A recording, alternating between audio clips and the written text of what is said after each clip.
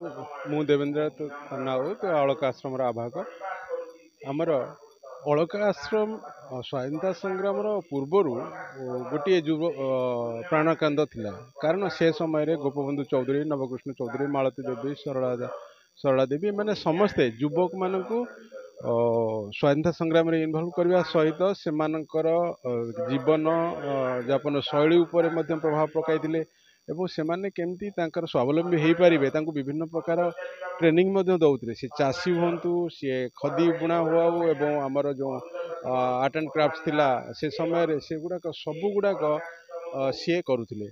ଏବଂ ଯେହେତୁ ଆମେ ତାର ପୁନରୁଦ୍ଧାର କରିଛେ 100 ବର୍ଷ ପରେ, ଆମେ ତାର ଶତବାର୍ଷିକୀ ପରେ ତାକୁ ପୁନରୁଦ୍ଧାର କରିଛେ, କିନ୍ତୁ ତାର ନୀତି ଆଦର୍ଶକୁ ଯଦି ଆମେ ଅନୁପ୍ରାଣିତ ନହେବା ବା ଯୁବ ସମାଜ ପାଖରେ ତାକୁ ଆମେ ଉପସ୍ଥାପନ ନ କରିବା ତାହେଲେ ଏଇ ଏତେ ବଡ଼ ଐତିହ୍ୟପୂର୍ଣ୍ଣ ଅନୁଷ୍ଠାନକୁ ପୁନରୁଦ୍ଧାର କରିବାର ମାନେ କିଛି ନାହିଁ। ଏଇ ଉଦ୍ଦେଶ୍ୟକୁ ଚରିତାର୍ଥ କରିବା ପାଇଁ ଆମେ ଯୁବପିଢ଼ିକୁ ଇନଭଲ୍ଭ କରିବା ପାଇଁ, ସେମାନଙ୍କୁ ତାଙ୍କ ଭବିଷ୍ୟତର ଜୀବନଧାରାକୁ ମାର୍ଜିତ କରିବା ପାଇଁ ଏହି କର୍ମଶାଳା କରାଯାଇଛି ଏବଂ ଜିଲ୍ଲାର ବିଶିଷ୍ଟ ଯୁବ ବ୍ୟକ୍ତିତ୍ୱମାନେ ଆସୁଛନ୍ତି। ସେମାନେ ସେମାନଙ୍କ ସହିତ ତାଙ୍କର ନିଜ ଅନୁଭୂତି କହିବେ, ପ୍ରକାଶ କରିବେ ଏବଂ ତାଙ୍କୁ ଇଣ୍ଟରାକ୍ଟ କରିବେ ଏବଂ ଇଣ୍ଟରାକ୍ଟ କଲା ପରେ ସେମାନେ କିଛି ରାସ୍ତା ବତେଇବେ, ଯାହାଫଳରେ ପିଲାମାନେ ଆଉ ତାଙ୍କର ଚାଲିବା ସମୟରେ ସେମାନେ ତାଙ୍କ ଭବିଷ୍ୟତ କଥା ଚିନ୍ତା କରିବା ସମୟରେ ଦୁର୍ବଳ ହେବେନି।